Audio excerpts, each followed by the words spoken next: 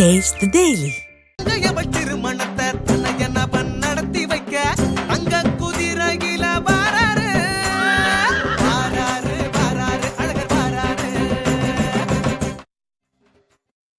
புதிய தலைமுறையின் அதிகாலை வணக்கம். மதுரை சித்திரை திருவிழாவின் முத்திரை நிகழ்வாம் கள்ளழகர் வைகை ஆற்றில் இறங்கும் நிகழ்வு இன்னும் சற்று நேரத்தில் நடைபெற உள்ளது. தங்க குதிரை வாகனத்தில் பச்சை பட்டு உடுத்தி வைகை ஆற்றில் இறங்கும் கள்ளழகரை காண பக்தர்கள் குவிந்திருக்கிறார்கள். சித்திரை திருவிழாவின் சிறப்புகளையும் வரலாற்று பின்னணிகளையும் எடுத்துரைக்க நம்மோடு இணைந்திருக்கிறார்கள் ஆன்மீக சொற்பொழிவாளர்கள் திருமிகு சுமதி ஸ்ரீ மற்றும் திருமிகு மதுசூதனன் கலைச்செல்வன் ஆகியோர். இதே போல மதுரையிலிருந்து கள விவரங்களை வழங்குவதற்காக நமது செய்தியாளர்களும் இணைகிறார்கள். அவர்களோடெல்லாம் நாம் தொடர்ந்து பேசவிருக்கிறோம். மதுரையில் கள்ளழகர் வைகை ஆற்றில் இறங்கும் இந்த சிறப்பு நேரலையில் நேயர்களாகிய நீங்கள் எங்களோடு இணைந்திருக்கிறீர்கள்.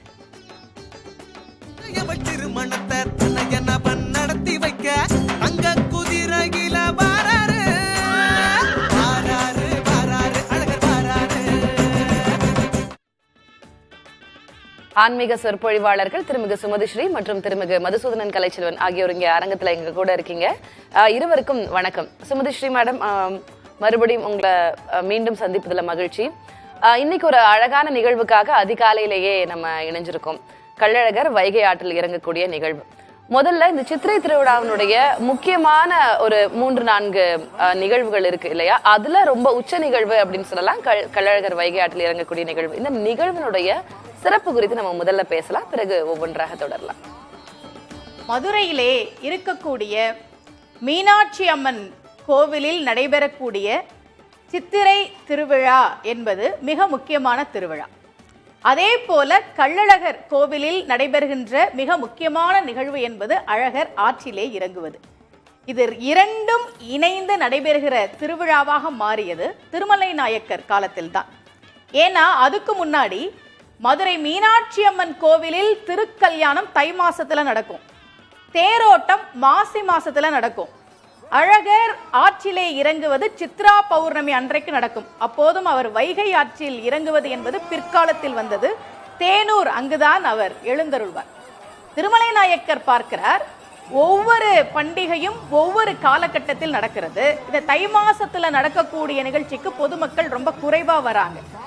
ஏன்னா அது அறுவடை காலம். அப்ப எல்லாரையும் ஒன்றிணைத்து மக்கள் ஒன்றாக கூடி கொண்டாடுவதற்கு வசதியாக நாம் ஏதாவது செய்ய வேண்டும் என்று யோசித்தவர் ஏற்பாடு செய்ததுதான் இப்போது நாம் கொண்டாடி கொண்டிருக்கின்ற மதுரை சித்திரை பெருவிழா. மீனாட்சி அம்மன் கோவிலில் கொடி ஏற்றத்தோடு தொடங்குகிற அந்த சித்திரை பெருவிழா, மீனாட்சி அம்மனுக்கு பட்டாபிஷேகம், திக் விஜயம், மீனாட்சி திருக்கல்யாணம், தேரோட்டம், அந்த 12வது நாளில் அழகர் ஆற்றில் இறங்குகிறார் என்பதோடு நிறைவடையும். ஆனா அழகர் கோவில் திருவிழா என்பது மொத்தம் 10 நாட்கள். அந்த 10 நாட்கள்ல அழகர் முதல் 2 நாட்கள் கோவிலேயே எழுந்துருவார். அதன் பிறகு அவர் கள்ளர் வேடத்தில் புறப்பாடாகி வருவார்.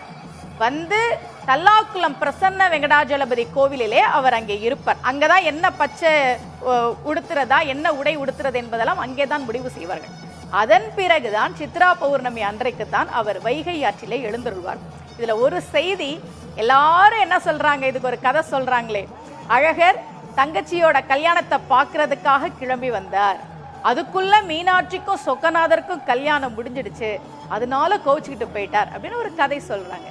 நம்முடைய இளைய தலைமுறைக்கு நாம் இதை தெரியப்படுத்த வேண்டும். புதிய தலைமுறை வாயிலாக சொல்வதற்கு நான் கடமைப்பட்டிருக்கிறேன். அது ஒரு புனைவு கதை. ஏனென்றால் மீனாட்சி அம்மனுக்கும் சொக்கநாதருக்கும் திருமணம் நடந்தபோது பவழக்கனிவாய் பெருமாள் எழுந்தருளி தாரை வார்த்து கொடுப்பார். நம்ம புதிய தலைமுறையில மீனாட்சி திருக்கல்யாணம் நேரலையில நீங்க பார்த்திருப்பீங்க.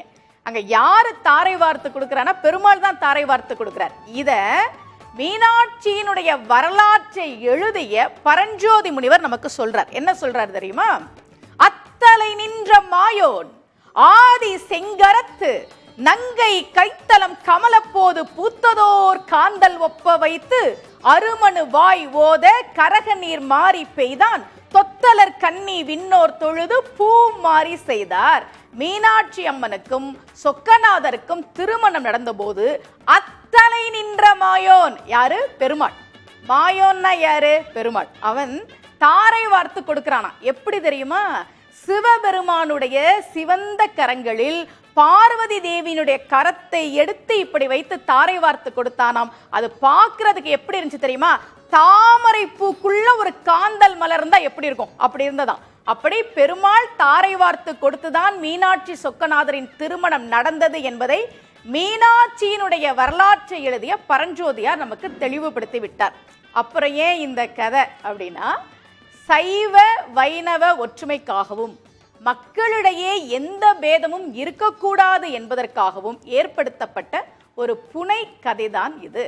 அழகர் திருமால் இருஞ்சோலையிலிருந்து கிளம்பி வருகிறார், மீண்டும் வைகை ஆற்றில இறங்கிவிட்டு அப்படியே திரும்பி போகிறார் என்பது அது ஒரு புனைவு கதை. அது புராணத்தோடு தொடர்புடையது அல்ல.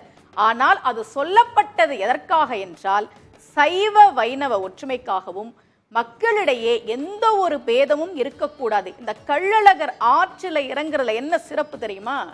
2 விஷயம். ஒன்று சைவ வைணவ ஒற்றுமை, இன்னொன்று சிறு தெய்வ வேறுபாடு பெருந்தெய்வ வேறுபாடு என்பதே கிடையாது.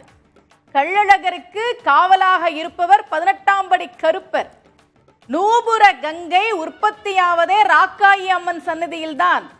நம்முடைய தோ பரமசிவன் அவர்கள் அழகர் கோவிலை பற்றி ரொம்ப அற்புதமாக ஒரு புத்தகம் எழுதியிருக்கிறார். மதுரை காமராஜர் பல்கலைக்கழகம் அதை வெளியிட்டு இருக்கிறது. அதுல அழகர் கோவில் பத்தின அத்தனை செய்திகளும் உண்டு. அதிலே சிறு தெய்வ வழிபாடான இந்த 18ஆம் படி கருப்பர் ராக்காயி அம்மன் கோவில் பற்றியும் நமக்கு தெரிய வருகிறது. ஆக வைகை ஆற்றில் அழகர் எழுந்தருளுகிற இந்த நிகழ்வு என்பது மக்களிடையே எந்த ஒரு விதத்திலும் பாகுபாடு இருக்கக்கூடாது என்பதால் ஏற்படுத்தப்பட்டது. ரொம்ப அழகா சொன்னீங்க. இதே போல திருமிகு மதுசூதனன் கலைச்செல்வன், மீனாட்சி திருக்கல்யாணத்திற்கு நீங்க வந்திருந்தீங்க, நிறைய விஷயங்கள் குறித்து பகிர்ந்துகிட்டீங்க. அடுத்த முக்கியமான நிகழ்வு, உச்ச நிகழ்வு, இன்றைக்கு கள்ளழகர் வைகை ஆற்றில் இறங்கக்கூடிய நிகழ்வு. நீங்களும் பேசும்போது சொல்லியிருந்தீங்க, இந்த நிகழ்வுகள் எல்லாமே இந்த சைவ வைணவ ஒற்றுமைக்காக திருமலை நாயக்கர் காலத்துல செய்யப்பட்டது. அம்மாவும் அதை தான் உறுதிப்படுத்தி இருந்தாங்க. அந்த வகையில சைவ வைணவ ஒற்றுமை திருமலை நாயக்கர் காலத்துல தோன்றுவது எவ்வளவு முக்கியத்துவமானதா இருந்தது ஒரு புறம். இன்னொன்னு, கள்ளழகர் வைகை ஆற்றுல இறங்கும் போது மக்கள் எல்லாரும் சேர்ந்து தோல் பைகள் வைத்து தண்ணீர் அடிப்பது, அதற்கு பின்னாடி இருக்கக்கூடிய நம்பிக்கையில் ஐதீகம் என்ன? திருமாலிருஞ்சோலை அப்படின்னு இன்னைக்கு ஆழ்வார்கள் மங்களாசாசனம் செய்த அந்த பாண்டிய நாட்டு தலத்துல முக்கிய தலமாக விளங்கக்கூடிய கோயில், அதை அழகர் கோயில் இன்னைக்கு சொல்றோம். அந்த கோயிலிலே நடைபெறக்கூடிய 2 முக்கியமான விழாக்கள்ல ஒன்று சித்திரை பிரம்மோற்சவ விழா, மற்றொன்று ஆடி மாதத்திலே நடக்கக்கூடிய விழா. அதுல சித்திரை திருவிழா, அதனுடைய உச்ச நிகழ்ச்சியான சித்திரா பௌர்ணமி அன்று விடியல் வேளையிலே அழகர் பெருமாள் அந்த வைகை ஆற்றிலே குதிரை வாகனத்திலே எழுந்தருளி அந்த குதிரையினுடைய குளம்படிகள், காலடிகள் வைகை தண்ணீரில் பட்டு கொஞ்ச நேரத்துக்கெல்லாம் மறுபடியும் கரையேறி வரக்கூடிய அந்த விழா நடைபெற்று கொண்டிருக்கு. இந்த நேரத்திலே அழகருடைய இந்த வைபவம், இந்த சித்திரை மாத பௌர்ணமி நாளில் அவர் எழுந்தருளக்கூடிய அந்த முக்கிய வைபவம், இதற்கும் பின்னாடி இருக்கக்கூடிய புராண நிகழ்ச்சின்னு பார்த்தா, அம்மா சொன்ன மாதிரி மீனாட்சி அம்மனுடைய திருக்கல்யாண வைபவத்திற்கும் அல்லது சொக்கநாதர் கோவிலில் நடக்கக்கூடிய அந்த விழாவிற்கும் இந்த நிகழ்ச்சிக்கும் புராண ரீதியாக எந்த விதமான தொடர்பும் இல்லை. இந்த நிகழ்ச்சியை பொறுத்தவரையில் அழகர் கோயிலினுடைய ஸ்தல புராணத்திலே நமக்கு ரொம்ப முக்கியமாக கிடைக்கக்கூடிய ஒரு வரலாறு, அங்கே சுதபஸ் என்ற பெயரிலே ஒரு முனிவர், அவர் அழகர் மலையில் தவம் செய்து கொண்டு இருந்தவர். அவருடைய அந்த தவம் அதற்கு ஒரு இடையூறு செய்யும் விதமாக அங்கே இருந்த ஒரு கந்தர்வன் சத்தம் எழுப்பி ஒலி எழுப்பி அந்த சுதபஸ் முனிவருடைய தபஸிற்கு இடையூறு விளைவித்துக் கொண்டே இருந்தார். விளையாட்டாக ஒலி எழுப்புவது, அந்த பக்கம் போய் கையை ஓங்கி தட்டிவிட்டு வருவதுன்னு அவருடைய தவத்தை கலைக்கும் விதமான செயல்களில் அவர் ஈடுபட்டதினாலே கோபம் கொண்ட சுதபஸ் என்ற அந்த முனிவர் சாபம் இடுகிறார் அந்த கந்தர்வனுக்கு. நீ மண்டூகமாக, அதாவது ஒரு தவளையாக வடிவமெடுத்து போகணும்னு ஒரு சாபம் கொடுத்துடுறார். அந்த முனிவரனுடைய சாபம் அது நீங்குவதற்கான வழி என்னன்னு கேட்டபோது, வைகை நதி கரையிலே நீ மண்டூகமாக, தவளையாக நீ வாழ்ந்து கொண்டிருப்பாய். சித்திரை மாதத்தில் பௌர்ணமி வரக்கூடிய நாளிலே, சித்ரா பௌர்ணமி நன்னாளில் அழகர் திருமாலிருஞ்சோலை அழகர் பெருமாள் குதிரையிலே ஏறி அந்த பகுதிகளில் அவர் பார்வேட்டை கண்டொருள்வதற்காக வருவார். அப்போது அந்த குதிரையினுடைய காலடிகள் அந்த நீரிலே பட்டு எழக்கூடிய அந்த காலம், அந்த காலப்பொழுதிலே உனக்கு சாப விமோசனம் ஏற்படும், பெருமான் உனக்கு விஸ்வரூப தரிசனம் கொடுத்து சாப விமோசனம் கொடுப்பார்னு ஒரு புராணம்.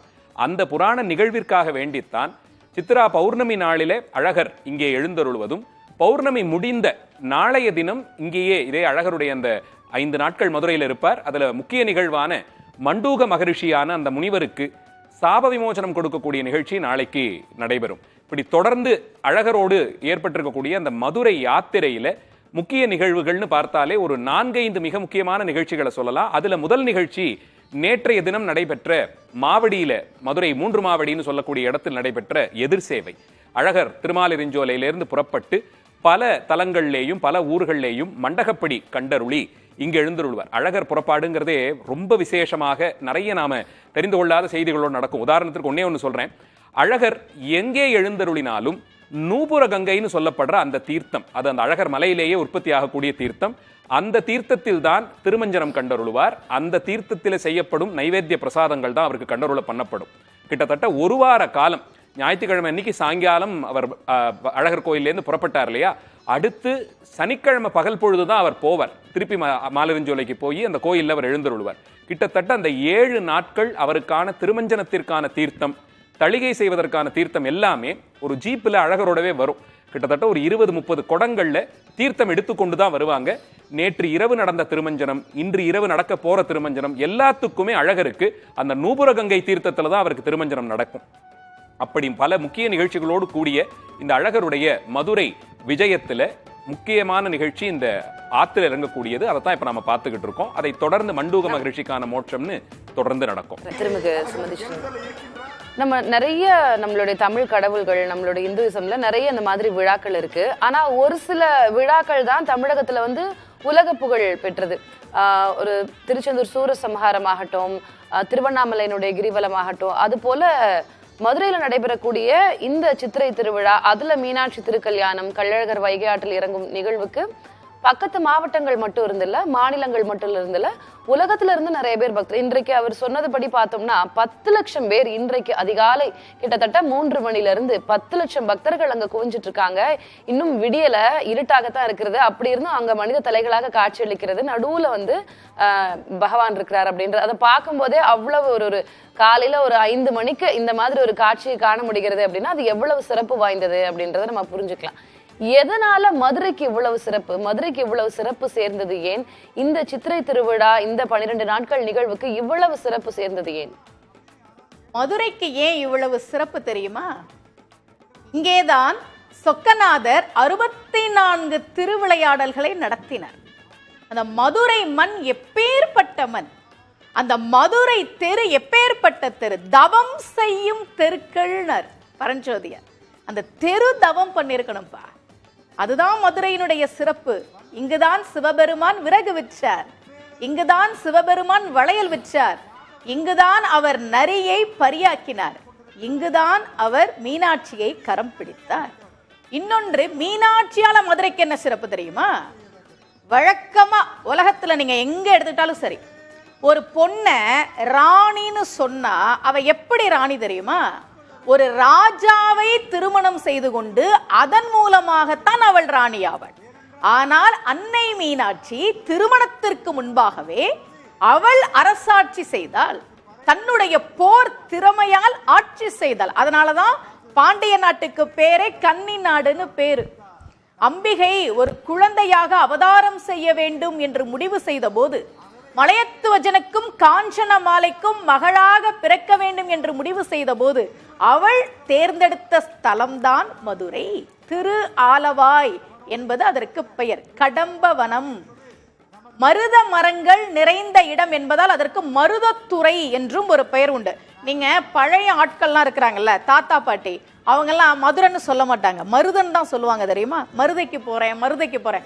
நம்மலாம் என்ன நினைச்சுக்கிறோன்னா மதுரைன்னு கூட சொல்ல தெரியலன்னு. அப்படி அல்ல, மருதத்துறை என்பது அந்த ஊரினுடைய பெயர். அவங்க சரியாதான் சொல்லி இருக்கிறாங்க.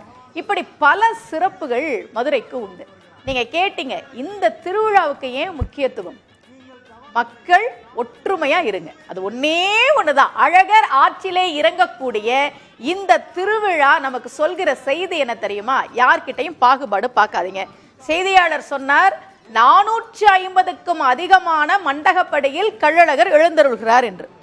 இந்த சாமி இவங்களுக்கு மட்டும்தான் சொந்தம் கிடையாது, எல்லோருக்கும் சொந்தம். நான் உனக்கு சொந்தம், நான் உனக்கு சொந்தம், நான் ஓ வீட்டுக்கு வரேன், நான் ஓ வீட்டுக்கு வரேன், இல்லங்கள் தோறும் எழுந்தருளின்னு சொன்ன மாதிரி எல்லோருக்கும் இறைவன் பொதுவானவன். அதுவும் அழகர் எப்படின்னா, மடப்பள்ளியில செய்யறத மட்டும் அவர் சாப்பிட மாட்டார், அந்த மண்டகப்படியில வச்சிருக்கிறாங்களா புளியோதரை, சக்கரை பொங்கல், பக்தர்கள் என்ன கொடுத்தாலும் ஏற்றுக்கொள்ளக்கூடிய தெய்வமாக அழகர் இருக்கிறார்.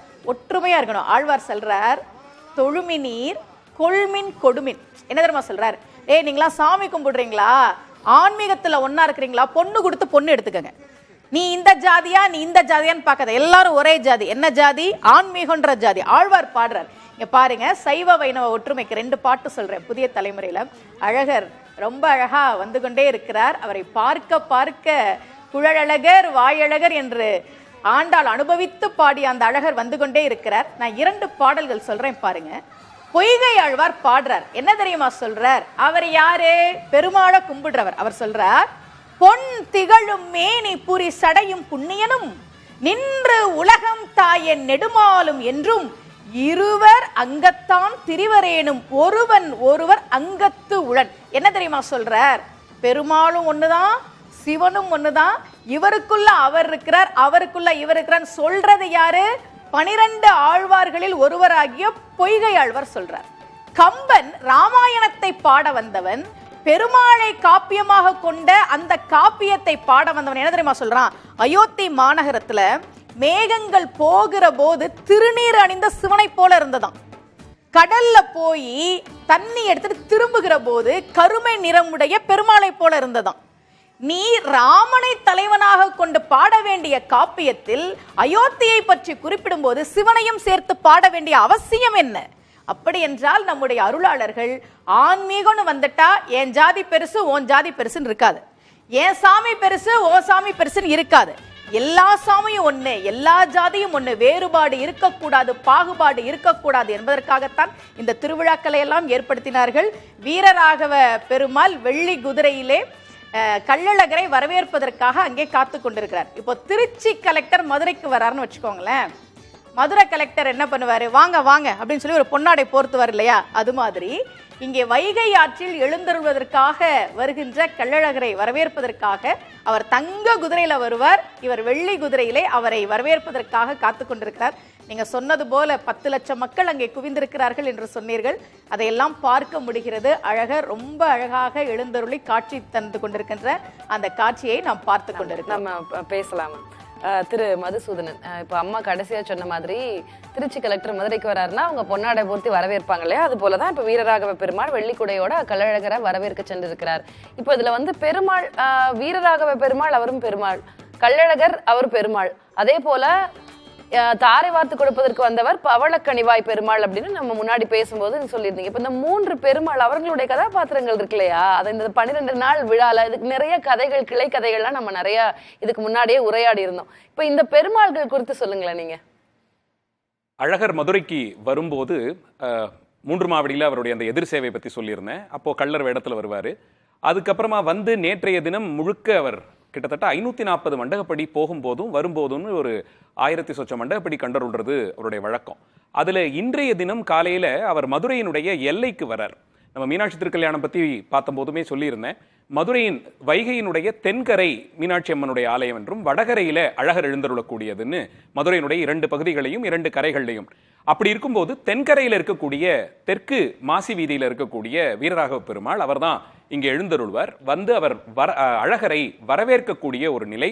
இன்னும் சொல்லணும்னா அழகர் இந்த தங்க குதிரையில வைகையில இறங்கும் போது அவரோடவே சேர்ந்து இறங்கக்கூடியவராய் இவர் இருக்கார். இது ஒரு தனி சிறப்பு அந்த ஒரு பெருமாளுக்கு மட்டும் ஏற்பட்டிருக்கு. அவர் இந்த அழகர் பெருமாளோடே அவர் இறங்குவார். இதற்கு ஒரு காரணமாக அவர்கள் சொல்லக்கூடிய செய்தி, இந்த அழகர் ஆத்துல இறங்கக்கூடிய இந்த வைபவம் ஒரு 150 ஆண்டுகளுக்கு முன்பாக ஆங்கிலேயர் ஆட்சி காலத்தில் நடந்தபோது ஒரு தீ விபத்து ஏற்பட்டதென்றும், அந்த தீ விபத்துல அழகர் ஒரு பந்தல் எழுந்தருளி இருக்கும் போது ஏற்பட்ட விபத்துல அந்த அழகரை காற்று கொடுப்பதற்கு இந்த தெற்கு மாசி வீதி வீரராகவ பெருமாள் கோயில்ல இருந்த அர்ச்சகர் அழகருடைய திருமேனியை அப்படியே வாரி அணைத்து கொண்டு அந்த தீ விபத்திலிருந்து காத்து கொடுத்தார்னு ஒரு செய்தி சொல்லப்படுது. அதற்காக வேண்டி அவருக்கு மரியாதை செய்யும் விதமாக இப்படி ஒரு நிகழ்ச்சி. அழகர் இங்கே எழுந்தருளும் போது அவர் பூஜை செய்து வந்த அந்த கோவில் தெற்கு மாசி வீதியில் இருக்கக்கூடிய வீரராகவ பெருமாள், அந்த பெருமாள் வெள்ளி குதிரையில எழுந்தருளி அழகரை ஆத்துல இறங்கி அவர் வரவேற்கக்கூடியதான ஒரு நிகழ்ச்சி. மற்றபடிக்கு அழகர் வைகையை கடக்கக்கூடிய நிகழ்ச்சியே கிடையாது. அவர் எப்பயுமே அந்த வடக்கரையிலேயே தான் இருப்பார். அதை கடந்து தெற்கு கரைக்கு போற வழக்கம் கிடையாது. அங்கிருந்து இந்த வீரராகவ பெருமாள் அவரை வந்து வரவேற்கக்கூடியது. அதே மாதிரி பவளக்கணிவாய் பெருமாள் திருப்பரங்குன்றத்தில் இருக்கக்கூடிய அந்த 8ஆம் நூற்றாண்டைச் சேர்ந்த பாண்டியர் காலத்து குடவரை கோயில். அந்த குடவரை கோயில்ல முருகப்பெருமான் எழுந்தருளி இருப்பார். அவருக்கு பக்கத்துல ஒரு சன்னதியிலே இருக்கக்கூடிய பெருமாள் தான் இந்த பவளக்கணிவாய் பெருமாள். அவர் இந்த இடத்துல வந்திருந்து மீனாட்சி அம்மனுடைய அண்ணனுடைய ஸ்தானத்திலிருந்து அம்பிகைக்கு அதை இந்த கன்னியாதானம் என்று சொல்லப்படும் தாரை வார்த்து கொடுக்கக்கூடிய நிகழ்ச்சியை செய்து கொடுத்து, அன்றைய தினம் மீனாட்சி அம்மனும் சொக்கநாதரும் இந்த யானை அம்பாரியில எழுந்தருளி வீதிகளில் வலம் வரும்போது அவரும் கருட வாகனத்துல புறப்பாடு கண்டருளி 2 நாட்கள் அவரும் மதுரையிலேயே தங்கியிருந்து திருப்பரங்குன்றம் முருகப்பெருமானோடு சேர்ந்து அவரும் திரும்பி போவார். நீங்க சொன்ன மாதிரி 3 பேருமே பெருமாள் வடிவங்கள் தான். ஆனால் அவரவர்கள் ஏற்றுக்கொண்டிருக்கக்கூடிய நாமம், அந்த பெயர், அதற்கு தகுதியான அவர்கள் செய்யக்கூடிய அந்த கதாபாத்திரம், அதற்கான விஷயங்கள்ல மட்டும் அவங்க கலந்து கொள்ளக்கூடிய ஒரு நிகழ்ச்சியை பார்க்கிறோம். அது ரொம்ப அழகா சொன்னீங்க. எந்தெந்த பெருமாள் என்னென்ன செய்கிறார்கள், அவங்களுக்கு இதுல ஸ்கோப் என்ன முக்கியத்துவம் அப்படின்றது குறித்தெல்லாம் விளக்கி இருந்தீங்க. சுமதி ஸ்ரீமா, ஆண்டாளுக்கும் அழகர் கோவிலுக்கும் உள்ள தொடர்பு என்ன? ஆண்டாளுக்கும் அழகர் கோவிலுக்கும் உள்ள தொடர்பு, கள்ளழகர் அங்கே எழுந்தருளி இருக்கிறார். ஸ்ரீவில்லிபுத்தூர்ல இருந்து ஆண்டாள் சூடி கொடுத்த அந்த மாலையை தான் அவர் அணிந்திருக்கிறார். ஸ்ரீவில்லிபுத்தூர்ல இருந்து வருஷத்துக்கு 3 மாலை பெருமாள் கோவில்களுக்கு வரும். அதிலே ஒரு கோவில் கள்ளழகர். சித்திரை மாசம் ஆண்டாள் கோவில்ல இருந்து வரக்கூடிய மாலை கள்ளழகருக்கு. புரட்டாசி மாசம் வரக்கூடிய மாலை திருப்பதியிலே இருக்கக்கூடிய ஏழுமலையானுக்கு. பங்குனி மாதம் ஸ்ரீவில்லிபுத்தூரில் ஆண்டாள் சூடி கொடுத்த அந்த மாலை என்பது ஸ்ரீரங்கம் ரங்கநாதருக்கு. ஆக வருடத்தில் 3 நாட்கள் ஸ்ரீவில்லிபுத்தூர் ஆண்டாள் கோவிலில் இருந்து மாலை வரும். அவளுக்கு பெயரே கோதை. நாம தான் ஆண்டாள்னு சொல்றோமே தவிர அவளுக்கு பெரியாழ்வார் வைத்த பெயர் கோதை. கோதை என்றாலே மாலை என்றுதான் பொருள். பெண்களுக்கு பூங்கோதைன்னு பேர் வைப்பாங்க. அப்படின்னா என்ன அர்த்தம்னா பூமாலைன்னு அர்த்தம். ஆண்டாள் மாலை கட்டி திருமாலை கட்டியவள். இந்த திருமால் இருஞ்சோலையில் இருக்கக்கூடிய அழகரை எவ்வளவு அனுபவித்து அவள் பாடுகிறாள் பாருங்கள். அவர் பேரே அழகர் தான். ஆனாலும் ஆண்டாள் சொல்கிறாள், குழல் அழகர், வாயழகர், கண்ணழகர், கொப்பூலில் எழு கமல பூ அழகர். அப்படியே கள்ளழகரை பகுதி அனுபவிச்சு பாடுறா. குழலழகர், வாயழகர், கண்ணழகர். ஒரு பாசுரம் பாடி இருக்கிறாள், எனக்கு ரொம்ப பிடிக்கும். புதிய தலைமுறை நேயர்கள்ட்ட சொல்றேன், எங்கே ஆண்டாள் வித்தியாசப்படுகிறாள் தெரியுமா? பாடுறா பாருங்க. இந்த பெருமாளினுடைய வாய் அமுதம் எப்படி இருக்கணும்னு தெரிஞ்சுக்கணும். அதை யாருக்கிட்ட கேட்டு தெரிஞ்சுக்கிறதுன்னு இவளுக்கு தெரியல. உடனே சங்கு கிட்ட கேட்கிறான். சங்கே நீ கொஞ்சம் சொல்ல. கற்பூரம் நாருமோ கமலப்பூ நாருமோ, திருப்பவள செவ்வாய்தான் தித்திருக்குமோ, மறுப்பொசித்த மாதவன் தன் வாய் சுவையும் நாற்றமும் விருப்புற்றி கேட்கின்றேன் சொல்லாலி வெண்சங்கன்னு பாடுறால. எனக்கு ஒரு சந்தேகம். நியாயமா ஆண்டாள் இதை யார்கிட்ட கேட்டிருக்கணும் தெரியுமா? புல்லாங்குழல் கிட்ட தான் கேட்டிருக்கணும். ஏன், கிருஷ்ணன் எப்பவும் கையில புல்லாங்குழல் வச்சு வாசிக்கிட்டே இருக்கக்கூடியவன். கோபால கிருஷ்ணன் எப்பவுமே புல்லாங்குழல் வச்சு வாசிக்கிட்டே இருக்கக்கூடியவன். சரியா? சங்க எப்பயாவது தான் எடுப்பான் பெருமாள். நான் நிறைய நாள் யோசிச்சிருக்கேன், இந்த ஆண்டாள் கேட்கறது தான் கேட்கிறா. புல்லாங்குழல்கிட்ட போய் கேட்கலாம்ல, சொல்லு புல்லாங்குழல்னு கேட்காம ஏன் சொல்லு சங்கேன்னு பாடுனா? ரொம்ப அழகா அதுக்கு விளக்கம் கிடைச்சது. என்ன தெரியுமா? புல்லாங்குழல் கிட்ட போய் இந்த பெருமாளோட வாய் அமுதம் எப்படி இருக்குன்னு கேட்டா, புல்லாங்குழலுக்கு கீழ் உதடு பத்தி மட்டும்தான் தெரியும். ஆனா சங்குக்கு 2 உதடின் சுவையும் தெரியும் என்பதால் தான் ஆண்டாள் ரொம்ப புத்திசாலித்தனமா நம்ம புல்லாங்குழல் கிட்ட கேட்டா கீழ் உதடு மட்டும்தான் சொல்லும், 2 உதடும் சேர்ந்து சொல்லக்கூடிய சங்கு கிட்ட போய் நாம கேட்போம் என்று ஆண்டாள் சொல்லாளி வெண்சங்கே என்று பாடினாள். இந்த கோவிலுக்கும் ஆண்டாளுக்கும் மிக முக்கியமான ஒரு தொடர்பு என்ன தெரியுமா? இந்த திருமால் இருஞ்சோலையில் இருக்கக்கூடிய பெருமாளுக்கு ஆண்டாள் நெய்வேத்தியம் பண்ணணும்னு ஆசைப்படுறான். என்ன நைவேத்தியம் பண்ணணும்னு ஆசைப்படுறா தெரியுமா? 100 அண்டா வெண்ணெய், 100 அண்டா அக்கார அடிசி பண்ணணும்னு ஆசை. அவ மனசு பாருங்க, ஒரு ஸ்பூன் இல்ல, ஒரு டம்ளர் இல்ல, ஒரு சொம்பு இல்ல, ஒரு அண்டா கூட இல்ல, 100 அண்டால திருமால் இருஞ்சோலையில் இருக்கிறாரே கள்ளழகர், அவருக்கு 100 அண்டால வெண்ணெய் கொடுக்கணும், 100 அண்டால அக்கார அடிசில் கொடுக்கணும்னு அவ ஆசைப்பட்டா. அதனால அவ பாடுனா, நாறு நரும்பொழில் மாலிருஞ்சோலை நம்பிக்கு நான் 100 தடா நிறைய வெண்ணெய் வாய் நேர்ந்து பராவி வைத்தேன், 100 தடா நிறைய அக்கார அடிசில் சொன்னேன், ஏறு திருவுடையான் இன்று வந்து இவை கொள்ளும் கொளோன் பாடுறான். பாசுரம் பாடுறான். பாடி முடித்த பிறகு ரங்க மன்னரோடு அவள் ஐக்கியமாகிறாள். அதன் பிறகு பல நூற்றாண்டுகள் கழித்து, ஏறக்குறைய ஒரு 2 நூற்றாண்டுகள் கழித்து ராமானுஜர் அவதாரம் செய்கிறார். ராமானுஜர் இந்த பாசுரத்தை படிக்கிறார். படிச்சவரு ஆண்டாள் கள்ளழகருக்கு 100 அண்டா வெண்ணெய் 100 அண்டா அக்கார அடிசில் படைக்கணும்னு ஆசைப்பட்டிருக்காளே, அது நடக்கவே இல்லையே, நாம நிறைவேற்றி வைக்கலாம் அப்படின்னு ராமானுஜர் அதை எடுத்துக்கொண்டு போகிறார். அப்போ ஆண்டாள் கோயிலன்னா வருக என்று அழைத்தாலும். அதனால்தான் ராமானுஜர் ஆண்டாளுக்கு காலத்தால் பிற்பட்டவர். ஆனா வைணவ மரபுல நாம என்ன சொல்றோம்னா, ராமானுஜர் ஆண்டாளுக்கு அண்ணன் முறை. ஏனென்றால் அவளுடைய விருப்பத்தை நிறைவேற்றி வைத்தவர். அந்த பெருமைக்குரியதுதான் இந்த திருமால் இருஞ்சோலை. இந்த கோவில்ல இந்த வைபவம் தொடர்ந்து ஒவ்வொரு வருஷமும் நடக்கும். என்னைக்கு தெரியுமா?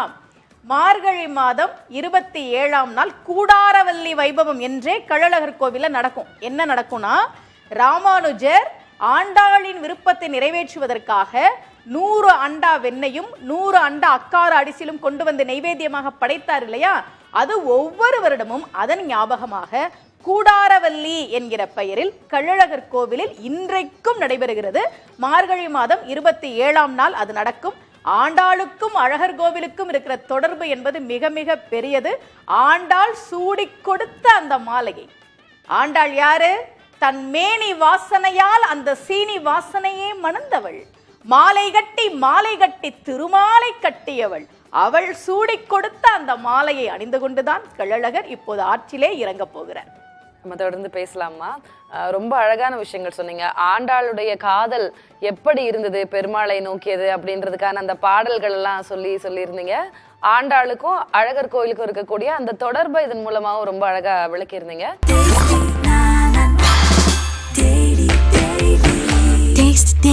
Taste the Daily.